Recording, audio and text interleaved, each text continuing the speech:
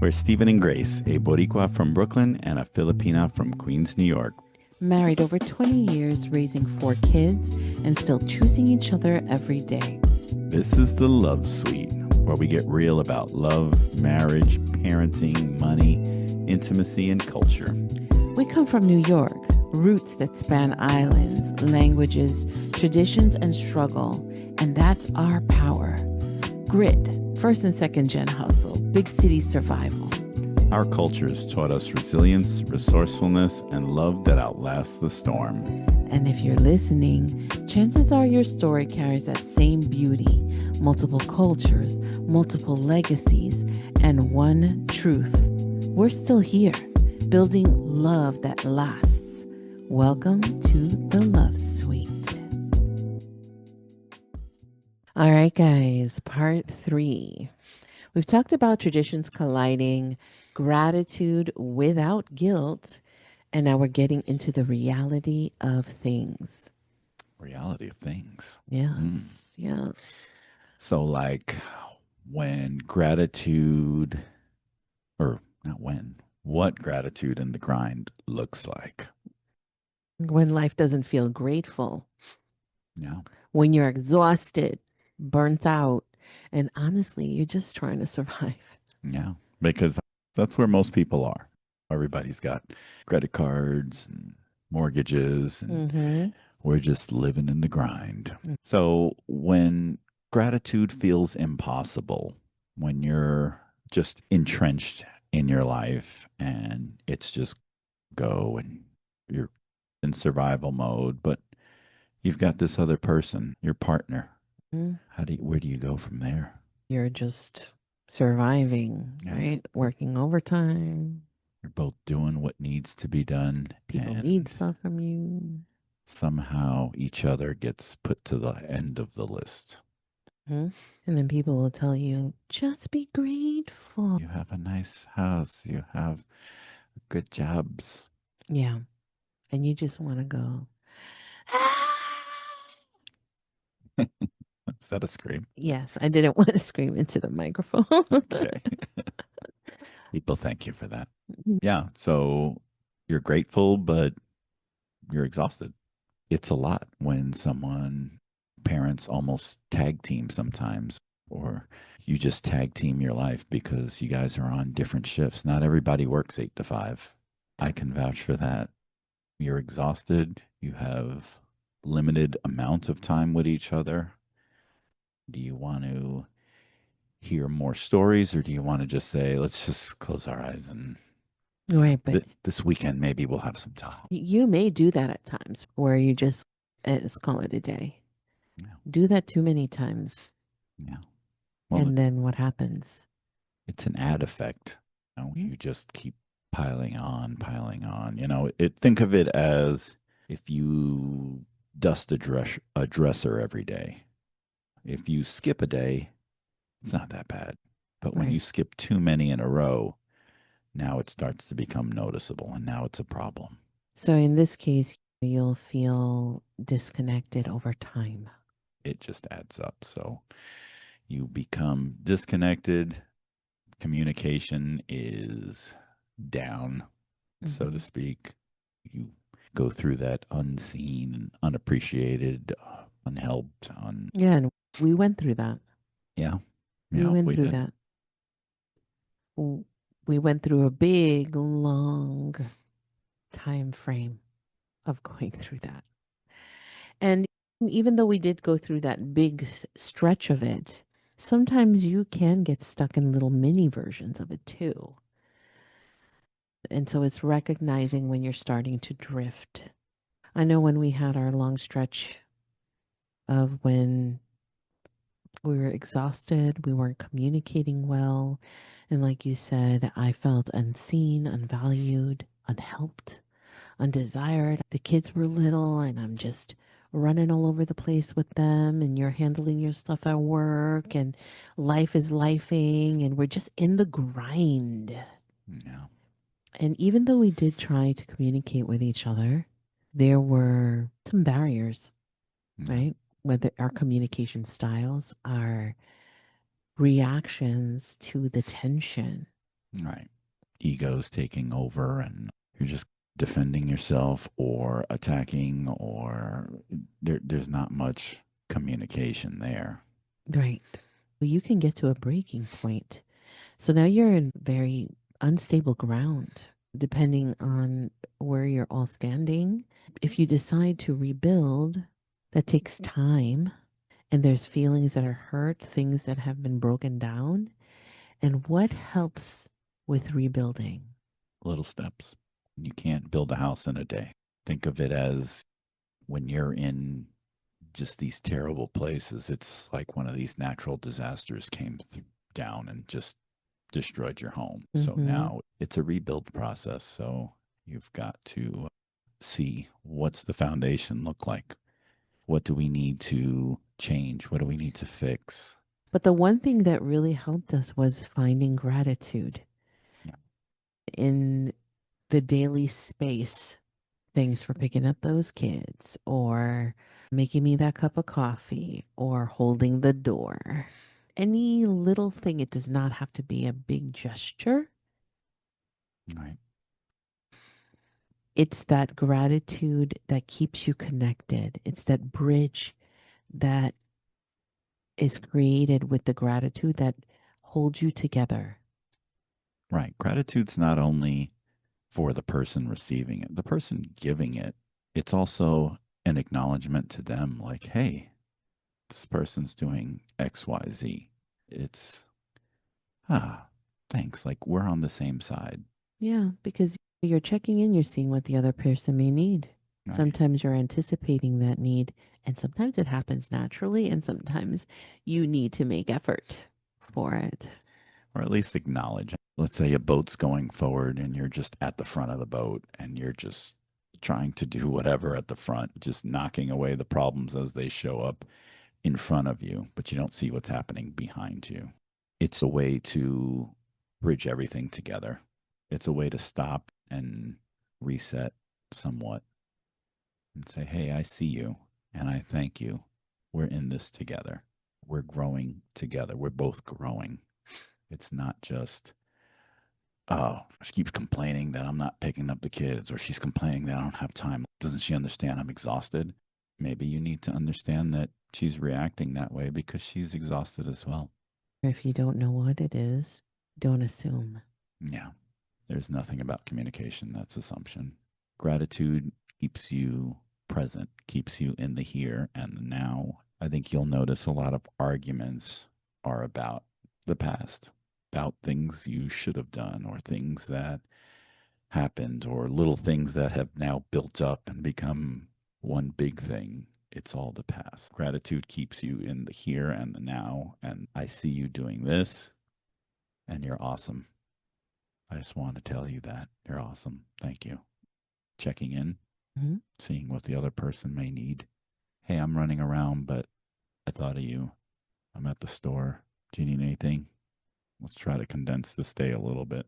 Also, when people tell you to be grateful, have gratitude, you can sometimes interpret that as, oh, I got to be positive.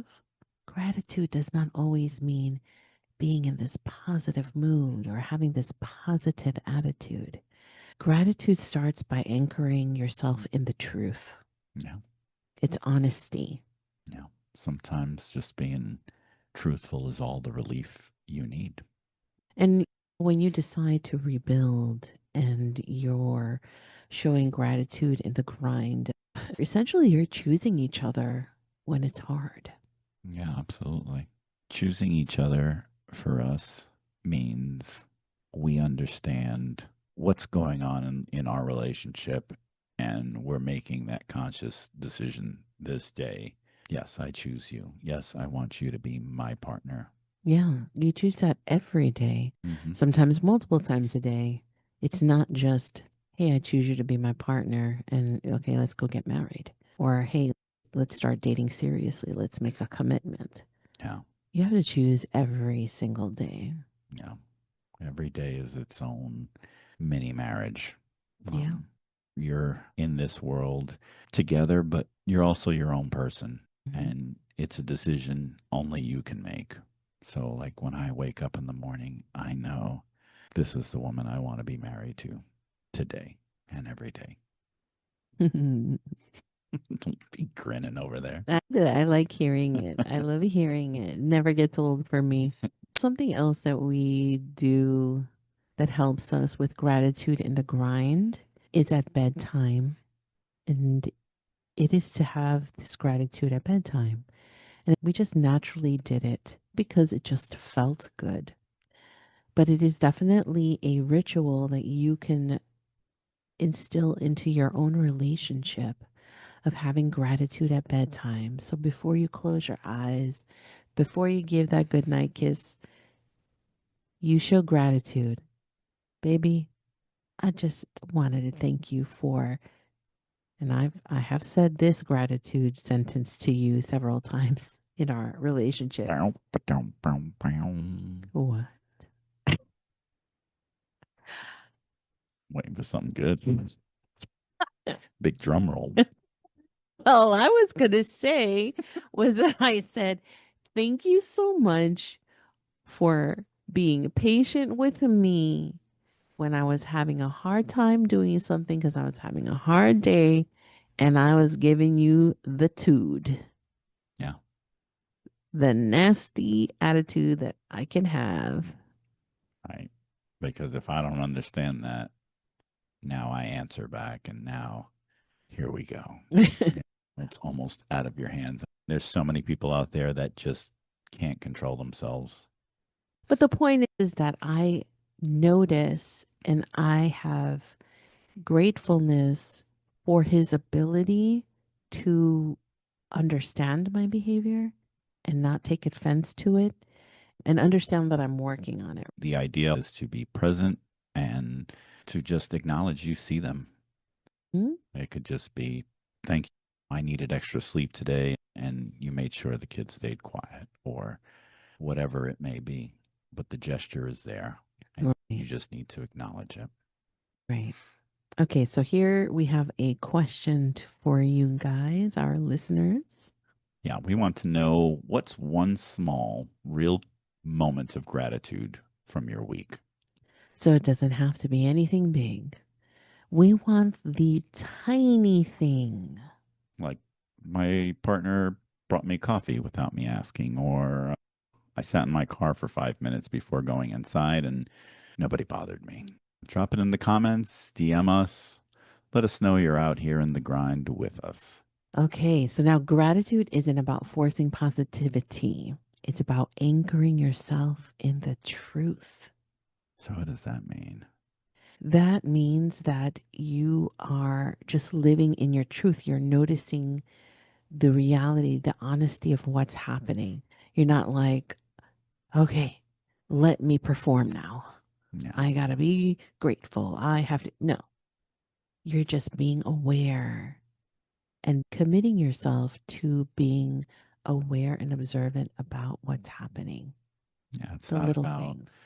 we're talking about the little things like, oh, I found your keys and you were sleeping. So I put them where I know you would find them. Or Hmm. I noticed your shoes were super scuffed. So I got you a new pair, or I cleaned them up for you, or something like that. So it's not that everything in your relationship is fine or it's perfect. It's that it's hard. You Yeah. guys know that you're in the grind, but you're still there. You're there. You're present. Yeah. Just stay in that moment with each other. Mm. If I'm washing my car, I'm going to wash hers too. You know? Yes. Very thoughtful. Right? This is Mm-hmm. something that you're doing because you want to, not because you're trying to be positive.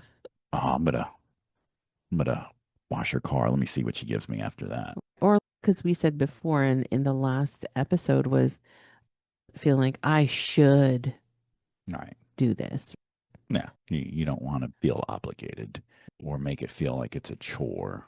It's not a chore. You have to really remember that your partner is in this with you. You're on the same team. Mhm. And when you start noticing the moments of when your partner does these things for you, or for your relationship, for your lives, they add up. So Yeah. something so small, oh, it's not a big deal, but it is. Right. Over time, it is. And it will shift the energy in your relationship. Yeah. Because gratitude, like we said, it is the start of your becoming. You're present and you're focused on good things. Yeah. And like I said, giving the gratitude can sometimes fix you. Quick example yesterday, I was a little grumpy, and this lovely lady was so cheerful and in love and I don't was even giving remember me you. kisses in the morning. Oh, And I'm just like, leave me alone. Like, she's like, do you want coffee? I'm like, get coffee away. I don't have time. And she was trying to, she's like, man, I'm hungry. And we had another pit stop to make, and I decided to bring her to one of her favorite little food places. I didn't tell her, and I just brought her there, and she was so happy, and it totally cleared up my day for me. I'd like to just tell everyone what this place is, just in case you are in Texas. This place is located in Rendon, Texas, which is right next to Mansfield. There is a restaurant called Shane Boys. It's pretty good. Shane Boys, guys, this is some authentic Hawaiian food. Ooh, baby. Yeah. Delicious. Well, Delicious. I did something. The point is, I did something You did. for her, Sorry. and it made me feel better. And that's why I say it's not just for the other person. And it wasn't just because of the loco moco. That was pretty good too, though. I really appreciate it. It was a nice little surprise gesture. It makes a big difference. So the Gottman Institute did a study of particular married couples that were married while they were being studied for 6 years. Oh, that's a long time. That's a pretty long study. The one thing that stood out, obviously, some stayed married, some got divorced. But the one stat that stood out, when you make little bids, in this case, the little gestures, how that person reacts to you makes all the difference in the world. So you have one of three options. When someone makes a small gesture towards you, hey, did you see this comedian? Can you watch this clip with me? They can either turn towards their partner. So the person that was asked that question can turn towards their partner. Right. They can either turn towards their partner, they can turn away from their partner, or they can turn against their partner. Okay, so in that situation of, hey, can you watch this video clip of this comedian with me? What would be Turning towards is you give your partner all your attention and you watch the clip. mm, Turn away is you may be doing something else and just simply ignore them? ignore them, or just say, nah, I not in a minute, not nothing. I don't want to watch that, and just turn away. Or turn against, oh, you always want to watch clips like that. I hate those Mm, clips. And now it's almost started a fight. mm. So, what they've noticed in this study is that from the couples that stayed together, the partner turned towards the other one 86% of the time. Now, from the couples that divorced, that percentage of time was only 33% that they turned toward their partner. Wow. And what I like about this study is it just highlights the connection, staying connected. We talk about it all the time and keeping from drifting. Clearly, the other couple was drifting, and as that chasm grows, it makes it harder and harder each time. We're Right. talking about almost a 50% difference where when you're actually thinking about it, you're like, man, you can tell these people don't really like each other. They're trying to do other things. It is evident. That is a really powerful study. It sure is. And it sheds light on that you may not be in perfect times with your spouse. You're ticked off, maybe. Right. You're a little pissed. But your partner still asks you if you want a cup of coffee, and you can say, no, I'm all right. Or, sure, thanks. Something simple like that keeps you connected. Yeah. It's the way you choose to stay connected as well. If someone's doing a crossword puzzle and they ask the other person, what's 8 letter word for commitment or something? And I don't know. And you come over and you're engaged and you're connected. Now you may sit down or look over their shoulder to see what they're talking about. Yeah, Whereas the other person just stays disconnected, doing whatever they want, and just pushes them to the side, basically. And we're not saying that, and the study's not even saying that sometimes, yeah, that's the way it's going to be. But in the overall, the vast majority of the time, you are turning and staying connected to your partner, right. no matter what the situation is. Hey, I'm going to go walk the dog. You want to come for a quick walk to the Mm, mailbox or something? Okay, let's do this. And then you go with them. That goes a long way in a relationship. it does. Thank you for sharing that study. Oh, I love statistics. So good. so do I. Yeah. Okay. So we have a coaching moment right now. This is the last one for this episode. You've heard us talk about gratitude and the grind after noticing the small, real things. So here's your practice for this week. Before bed, share one real moment of gratitude with your partner. You're not in a relationship, share it with a friend or just say it to yourself in the mirror because gratitude isn't just about feeling it, it's about naming it. So try it for 7 days and see what shifts in your world. Gratitude matters. Mm-hmm. It's how you build a legacy. Yeah, because we may not realize it, but people are always watching you, whether it's kids, family, friends, coworkers, people are Mhm. watching. And you're an example. Everyone is watching, and your love, the way you handle the hard seasons, is an example. It's not about just surviving the hard seasons. Survival, survival. When you're surviving and you're in that grind and you're still connecting and working hard, your roots are going in deeper. Those of us with kids, it's very important we set an example for our kids in Mhm. the type of relationship they should strive for when they're of age. And you're proving that multicultural love isn't just beautiful, it's strong, it's tested, it's earned.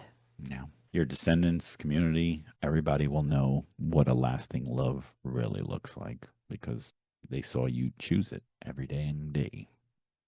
And that's the legacy, is that you chose love every day.